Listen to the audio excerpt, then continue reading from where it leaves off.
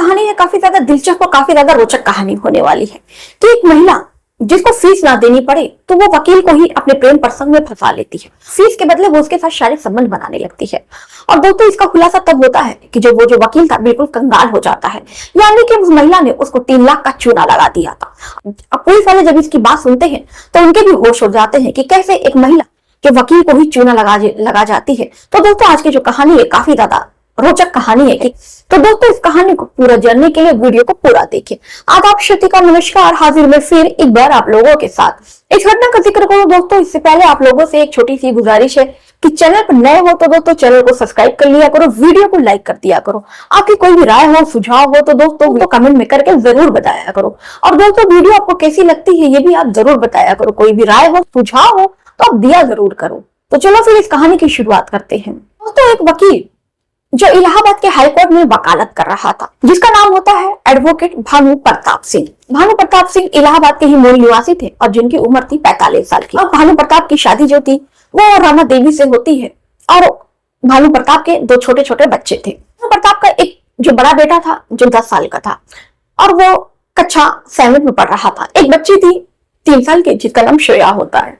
भानु प्रताप काफी ज्यादा नामचीन वकील थे तो पैसे की कोई कमी नहीं थी, घर परिवार उनका अच्छा चल रहा था। लेकिन दोस्तों कहते हैं ना कि कभी कभी जो आदमी होता है वो गलत संगत में पड़ जाता है जिसकी वजह से सब कुछ खत्म हो जाता है। ऐसा ही कुछ भानु प्रताप सिंह के साथ होता है। एक दिन एक महिला भानु प्रताप के पास आती है उसकी क्लाइंट बनकर। उसका नाम होता है रीना देवी। रीना देवी की 5 साल पहले शादी हुई थी और किसी कारणवश से उससे उसका पति का तलाक हो जाता है। और रीना देवी चाहती थी कि वो अपने पति से अपना गुजारा भत्ता ले, लेकिन जो उसका पति था वो अपनी पत्नी को गुजारा भत्ता देने के लिए तैयार नहीं था। इसी कारण से जो रीना देवी थी वो काफी ज्यादा परेशान रहती थी और रीना देवी को अपने पति की प्रॉपर्टी में हिस्सा भी चाहिए था। लेकिन जो रीना देवी का पति था वो अपनी पत्नी को प्रॉपर्टी में हिस्सा देने से इनकार कर देता है और कहता है कि तुम्हें जो भी करना है तुम कर लो। तो रीना देवी जो होती है वो कहती है कि ठीक है मैं कोर्ट से लड़के लूंगी। तो रीना देवी का जो पति था वो कहता है कि ठीक है अगर तुम कोर्ट से लड़के ले सकती हो तो जाओ तुम कोर्ट से लड़ो। उसके बाद से जो रीना देवी होती है वो हाईकोर्ट के एक वकील के पास पहुंचती है जिनका नाम भानु प्रताप सिंह होता है, जिसकी उम्र मैंने बताया कि 45 साल की होती है। भानु प्रताप से पहले से शादीशुदा थे, उनके 2 बच्चे होते हैं। रीना देवी भानु प्रताप से मिलती हैं और अपना केस बताती हैं।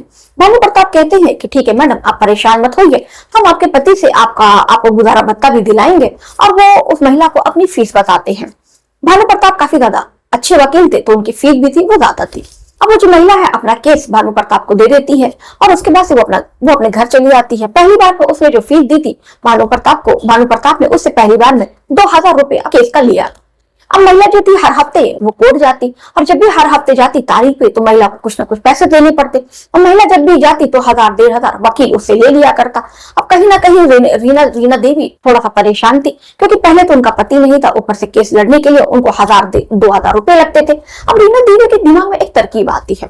रीना देवी सोचती है कि क्यों ना मैं इस वकील को ही पटा लूं, मुझे इसको फीस भी नहीं देनी पड़ेगी। अब रीना देवी जब भी कोर्ट जाती तो बहुत अच्छे अच्छे कपड़े पहन कर जाती, मेकअप करके जाती और उसके बाद से वो उस वकील को रिझाने की कोशिश करती। लेकिन पहले तो जो वकील था वो ये सब समझ नहीं पाता है और रीना के ऊपर ध्यान नहीं देता है। अब रीना के ऊपर जब भी वकील ध्यान नहीं देता तो रीना जो है अजीब अजीब हरकतें करती। कभी अपना साड़ी का पल्लू नीचे गिरा देती, कभी थोड़ी सी छाती उसको दिखा दिया करती। जब ये सब करने की कोशिश में लगी है तो महिला जो एक आदमी है उसका जो ईमान है वो कैसे न डोले। ऐसा ही कुछ भानु प्रताप सिंह के साथ होता है। भानु प्रताप वैसे तो बहुत ज्यादा अच्छे थे, बहुत ज्यादा ईमानदार वकील थे, लेकिन जब महिला ही अपना सब कुछ लुटाने को तैयार है तो भला एक व्यक्ति कैसे बच सकता है। अब वो जो महिला थी किसी न किसी बहाने ऐसी वो गंदी हरकतें करती। कभी वकील साहब के वो जांग पर हाथ रख दिया करती, कभी वकील साहब के प्राइवेट पार्ट को भी वो छू दिया करती। वकील जो था काफी ज्यादा पढ़ा लिखा था तो उसको ये समझने में देर नहीं लगती है कि रीना देवी उससे क्या चाहती है। अब वकील साहब ये सोचते हैं कि ये जो महिला खुद मेरे साथ ऐसा करना चाह रही है तो भला मुझे हर्ज क्या है। वकील साहब जो होते हैं वो रीना के करीब जाने लगते हैं, लेकिन वो इस बात से अनजान थे कि रीना जो देवी है वो आखिर में चाहती क्या है और उसका इरादा क्या है। उनको लगता है कि हो सकता है कि रीना देवी तलाकशुदा है तो हर किसी महिला को एक शारीरिक सुख की जरूरत होती होगी। तो ऐसे में वो शारीरिक सुख देने के लिए वो जो वकील साहब होते हैं रीना देवी के करीब जाने लगते हैं। अब दोनों का प्रेम प्रसंग यहीं से शुरू होता है। प्रेम प्रसंग शुरू होता है तो रीना देवी वकील साहब को फोन करती हैं और वकील साहब अपनी पत्नी घरवाली से छुप छिपा कर रीना देवी से घंटों घंटों बात किया करते हैं। अब बातचीत का जो सिलसिला है यही शुरू होता है और बातचीत का सिलसिला शुरू होते होते अश्लील बातों तक पहुंच जाता है। अब रीना देवी वकील साहब से गंदी गंदी अश्लील बातें करती और यही तक दोस्तों नहीं, उनकी वो व्हाट्सएप पर उनको गंदी गंदी फोटोज भेजा करती, गंदी गंदी वीडियोस भेजा करते। अब वकील साहब भी भला पीछे रहने वाले क्यों थे। अब वकील साहब भी उस महिला को और गंदी गंदी फोटोज भेजते, गंदी गंदी वीडियोस भेजते, उससे वो अश्लील बातें करते। इधर वकील साहब को भी बहुत ज्यादा मजा मिलने लगा था और इसी बात का कहीं ना कहीं रीना देवी इंतजार कर रही थी कि मुर्गा कब जो है हलाल होने को तैयार है। अब जैसे ही मुर्गा हलाल होने को तैयार होता है, रीना देवी कहती है कि वकील साहब कुछ बात ही करेंगे या कुछ बातों का सिलसिला है वो आगे भी बढ़ेगा। वकील साहब बड़ी मासूमियत से पूछते हैं, हालांकि वकील साहब समझ चुके थे कि महिला का कहना क्या है, लेकिन वो चाहते थे कि महिला जो है वो खुद कहे, क्योंकि वो वकील साहब थे, अपनी तरफ से कोई रिस्क नहीं लेना चाह रहे थे। अब वो महिला से कहते हैं कि मैं समझा नहीं तुम कहना क्या चाह रही हो। तो महिला कहती है कि आप इतने भी आप नादान नहीं है कि मेरी बातों को आप समझ ना पाए। वकील साहब फिर कहते हैं कि नहीं मैं सच में नहीं समझा कि आप मैडम कहना क्या चाह रही हैं, जरा खुल के बताइए आप क्या कहना चाह रही हैं। जैसे आपकी साड़ी खुली होती है वैसे आप बातें खुली नहीं करती हैं। अब उसके बाद से रीना देवी का क्या था, जब वकील साहब इतनी घुमा घुमा कर बातें करते हैं तो रीना देवी कहती है कि क्यों आपका मन नहीं करता है कि आप मेरे साथ कुछ गुलू गुलू करें। तो वकील साहब कहते हैं कि मैं तुम्हारे साथ गुलू गुलू तो करना चाह रहा हूँ, लेकिन समझ में नहीं आ रहा है कि ऐसी कोई जगह नहीं है, मेरे घर पर मेरी पत्नी होती है और प्राइवेसी के कारण मैं किसी होटल में नहीं जा सकता। रीना देवी परेशान हो जाती है कि आखिर में मैं इनको कैसे कहां पर बुलाऊं। देवी इलाहाबाद रह रही थी तो उनका भी परिवार था, तो आखिर में वकील साहब से मुलाकात करें तो कैसे करें। रीना देवी वकील साहब से कहती है कि चलिए होटल चलते हैं। तो वकील साहब जो काफी ज्यादा चालाक थे, क्योंकि वकील साहब जो थे काफी ज्यादा नामचीन व्यक्ति थे, तो ऐसे में इलाहाबाद का हर व्यक्ति वकील साहब को जानता है।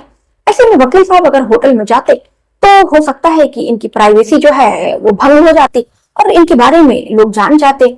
यही डर जो है वकील साहब को सताता है और इसी डर के कारण वो रीना देवी से मिल नहीं पाते हैं। अब रीना देवी को ये बात भी बहुत ज्यादा सता रही थी, बहुत ज्यादा परेशान हो रही थी, लेकिन रीना देवी ने ठान रखी थी कि वकील साहब के साथ ऐसा करना है तो करना है। रीना का जब प्लान कामयाब नहीं होता है तो रीना जो है वकील साहब से एक दिन मुखल के कही देती है कि बताइए मैं आपकी प्रेमिका हूँ और आप मुझसे ही फीस लिया करते हैं। वकील साहब भी बड़े चालाक थे, बड़े होशियार थे। उन्होंने कह दिया कि अगर ठीक है मैं आपसे फीस नहीं लूंगा तो भला बताइए मैं खाऊंगा कैसे। उसके बाद रीना समझ गई थी कि जो वकील साहब है बिना कुछ दिए वो मानेंगे नहीं। अब रीना के दिमाग में प्लान चल रहा था कि आखिर वो इस वकील के साथ शारीरिक संबंध बनाए तो बनाए कैसे। अब इसी बात का वो इंतजार कर रही थी। एक दिन वो अपनी सहेली से बात करती है, उसका पूरा जो परिवार है वो शादी में जा रहा है। अब इसी बात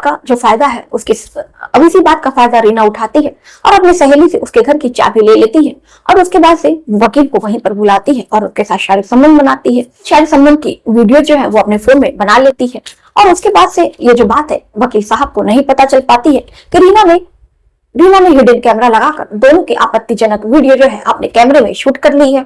अब उसके बाद से जो रीना है, इसी तरह वकील और रीना देवी का जो अवैध संबंध का रिश्ता है एक बार बन जाता है तो कभी भी खत्म नहीं होता है। लेकिन जो फीस है वकील साहब अब भी रीना से लिया करते हैं।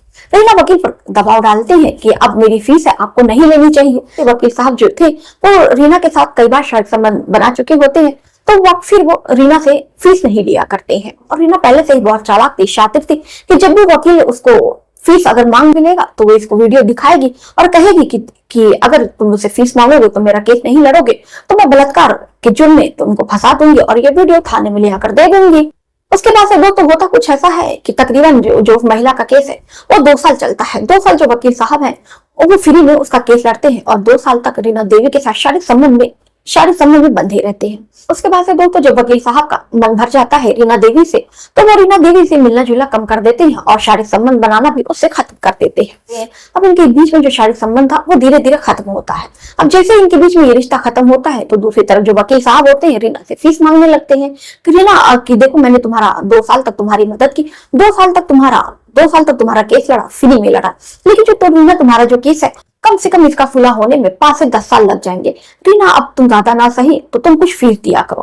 अब जैसे ही रीना ये बात सुनती है वकील साहब को लगती है धमकाने कि आपने मेरा गलत फायदा उठाया, आपने मेरे साथ नाजायज संबंध बनाया और उसके बाद से आप मुझसे फीस मांग रहे हैं। तो वकील साहब कहते हैं तो क्या तुम इसलिए मेरे साथ शारीरिक संबंध बना रही थी कि तुम्हें फीस न देना पड़े? ऐसी तो तुम्हारे बीच में कोई बात नहीं हुई, तुम्हें फीस तो मुझे देनी ही पड़ेगी, ये तो कोई बात नहीं होती है। जो महिला थी वकील साहब को लगती है धमकाने की अब जो रीना थी वकील साहब को सीधे सीधे मना कर देती है कि मैं तुमको फीस नहीं दे पाऊंगी और तुम्हें मेरा जो केस है वो फ्री में लड़ना पड़ेगा। साहब भी जो होते हैं वो रीना से कह देते हैं साफ साफ कि देखो अगर तुम्हें केस लड़वाना है तो तुम्हें कुछ ना कुछ फीस देनी पड़ेगी, मैं तुम्हारा फ्री में कोई केस नहीं लड़ सकता, मुझे माफ करो।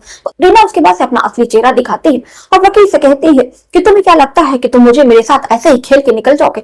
मैंने हम दोनों की वीडियो बना रखी है, अगर तुम मेरा केस नहीं लड़ोगे तो ये जो वीडियो है मैं थाने में ले जाकर दिखाऊंगी और तुम्हारे पर बलात्कार का आरोप लगाऊंगी और तुम्हारी पत्नी को भी ले जाकर दिखाऊंगी कि तुम मेरे साथ 2 साल शारीरिक संबंध में थे।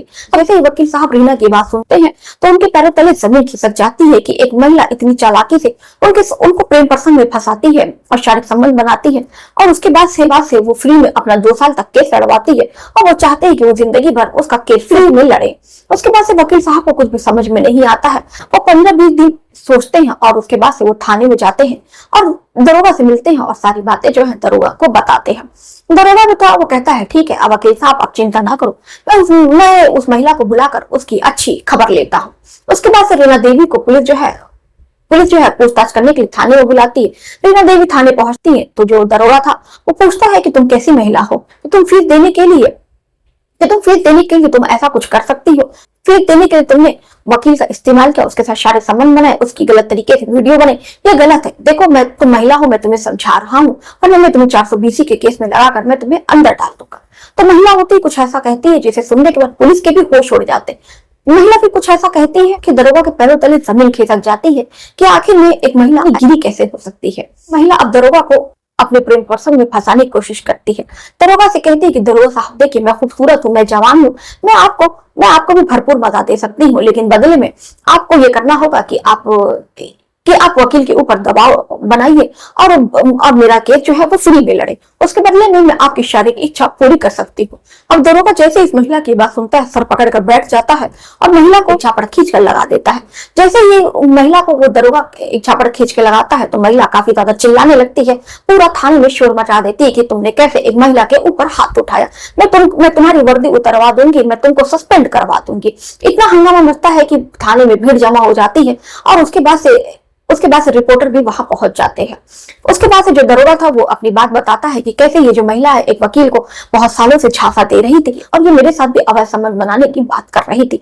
ऐसे में मुझे गुस्सा आया और मैंने महिला के ऊपर हाथ उठा दिया। उसके बाद से ये जो मामला एसपी साहब के पास पहुंचता है। एसपी साहब होते हैं वो दरोगा को सस्पेंड कर देते, कहते हैं कि अब तुम्हें किसी भी कीमत पे एक महिला के ऊपर हाथ नहीं उठाना चाहिए और उस महिला को भी दोस्तों जेल भेज देते हैं। तो दोस्तों ये थी आज की घटना। इस घटना पर आपकी जो भी राय हो अपने राय कमेंट में करके जरूर बताइएगा। तो चलिए दोस्तों मिलता है फिर ऐसे ही किसी और घटना के साथ। अभी तक अपने चैनल को दोस्तों सब्सक्राइब नहीं किया तो जाते जाते दोस्तों चैनल को सब्सक्राइब जरूर कर दीजिएगा।